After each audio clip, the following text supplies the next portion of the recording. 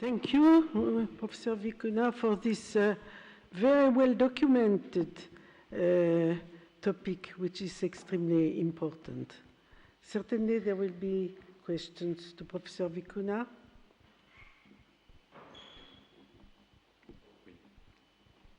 Yes. You mentioned that there was all this plastic afloat, and of course that's some of the horrible images that we've seen. But you also said that you emphasized this did not include what was on the seabed, and that apparently a lot of stuff was going down. Now what I'm wondering is, first of all, is it better if it goes down? Because then you don't get entrainment, but you know, I'm not sure what happens to it when it goes down.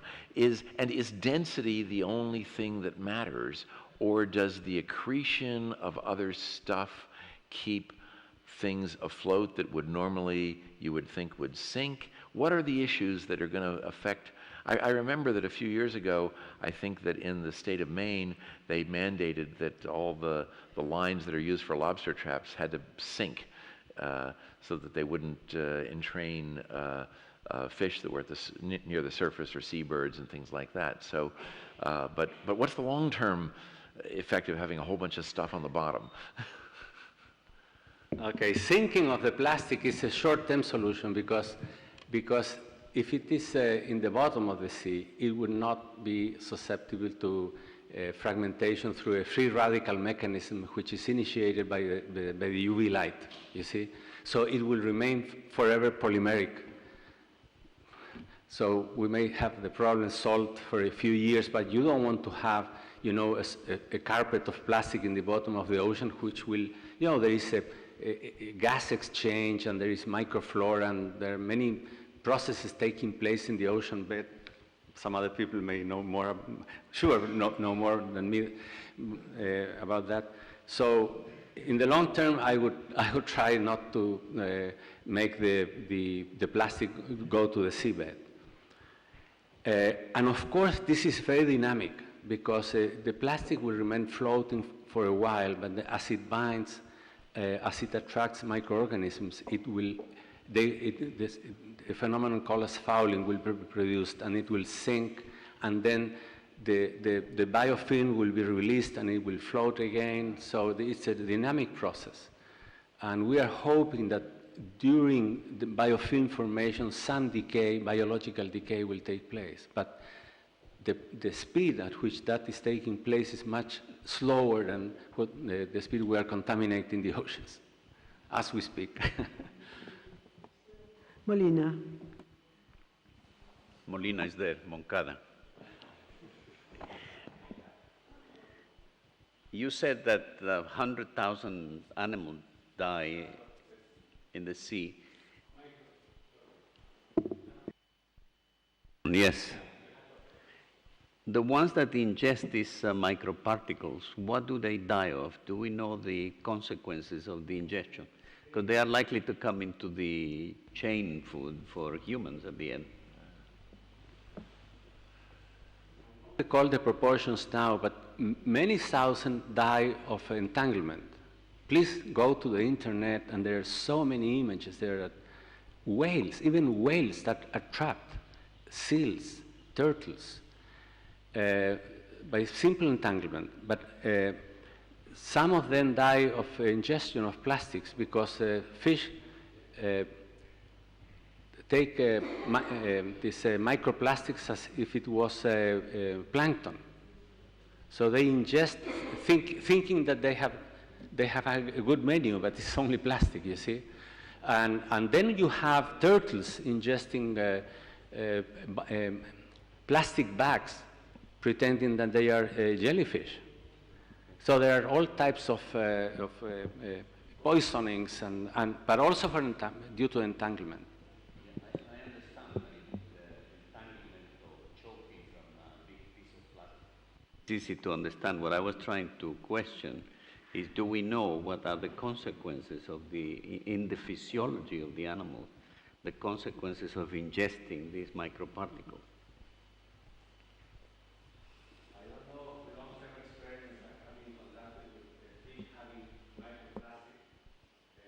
As food.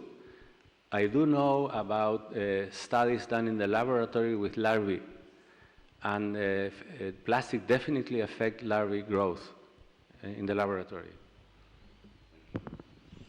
You talked about enormous amounts of debris, like hundreds of thousands of tons, spread over ocean-type distances.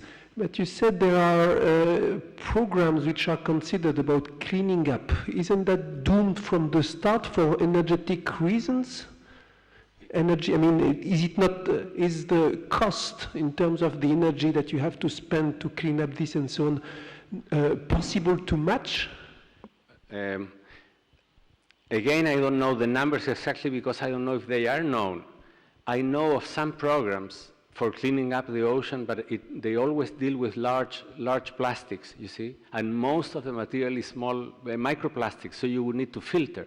And this has been done experimentally, but you have to have very long nets to filter the ocean and then retrieve all the plastic.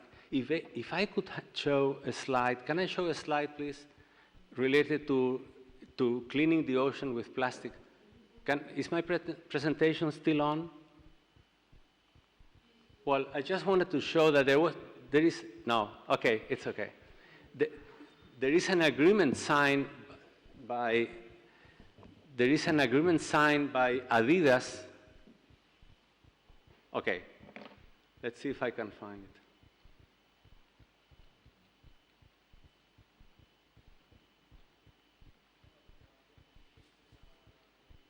Yeah, this slide has to do with an agreement between Adidas and an institution that cleans the ocean, partly recycled ocean plastic, to make tennis shoes only with plastic recovered from the ocean. So again, there are programs. I know that the Chilean Navy has a program every year to recover plastic, and it has a cost. And there are programs for students in Chile, also I know in other places as well, to clean the beaches from cigarette filters. And they recovered, many kilograms of cigarette filters from the beaches that will end up in the ocean ultimately if they are not collected in the beach. So there are programs, but again, it is much more the plastic that is going into the oceans than the one that is recovered from it. Yeah, from this program, or what you say, I understand that the technology is there, or some economical models related to this kind of operations. But is it scalable? I mean, to the quantity that we see, which are really continent-like? I don't think so. I think the cost would be too high. I mean, the most easy solution is not to pollute the ocean and to do a better waste management. Sorry, Nicole. It's a dream. Oui?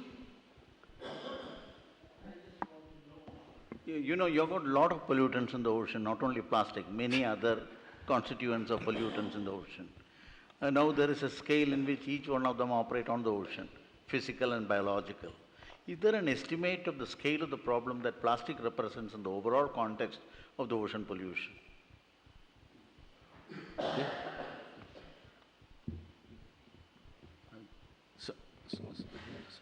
Sorry, that was a comment, sorry? Is there an assessment of what kind of scale in which the plastic represents as a source of pollution compared to the totality of the pollutants that the ocean faces on the global scale? I don't have that information. And, no, sorry. And also there is a lot of databases on the animals on the land eating away the plastic waste, which are equally difficult. This is not only an ocean problem, yes, but also a land problem. Definitely, yes. And so obviously there is a lot of ingestion of plastic in the land. So Definitely. there have been experiments to look at what exactly happens to these animals. You are right. Is the data being used? Yeah, we have the hope, I think, that the plastic in non-marine environment will be easy to degrade, to decay by various means, even physical means.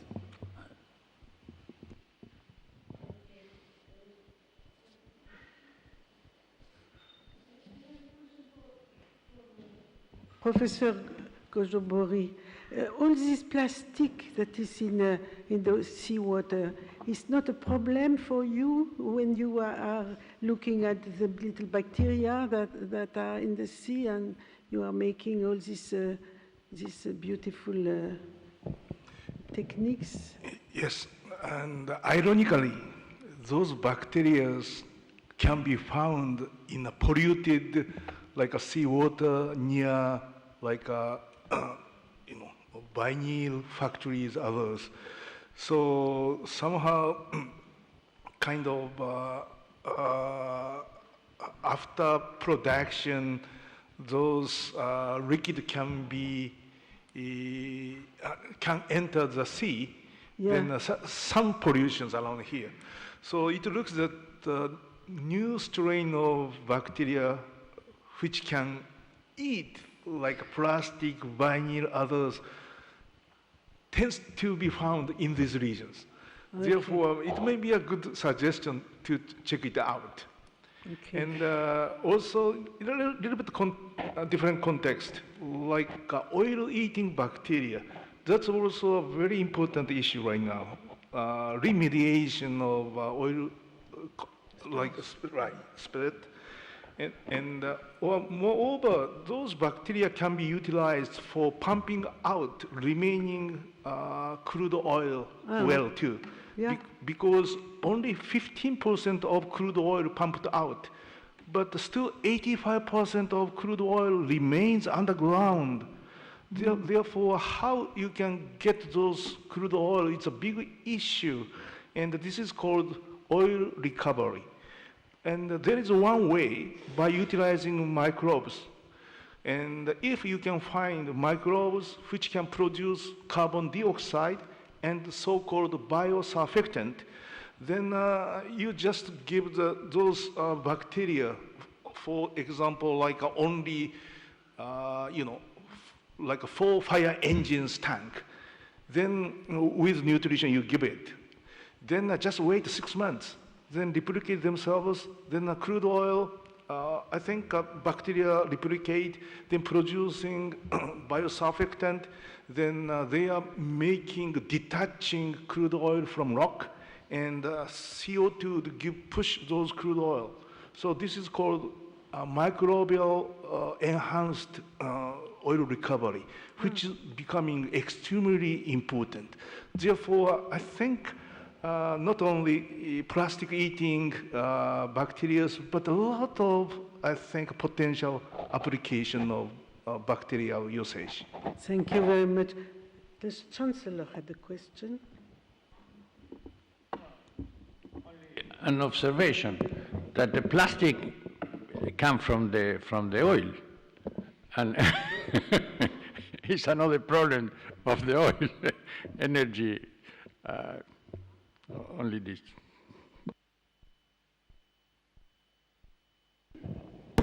Coming back to the question of recovery of plastics from the ocean, as I understand, there are a number of large islands, floating islands of plastics. And what I'm wondering is there any understanding of how much of the total plastic pollution load in the oceans is contained in these floating islands, which might be easier to recover or to clean up? William, as far as I know, the plastic islands are a myth, okay? Yes, because the plastic doesn't last long floating. It sinks to the bottom. And you may find photos of kind of islands of plastic, but they are short-lived. There are places that are surrounded by microplastics. For example, Easter Island.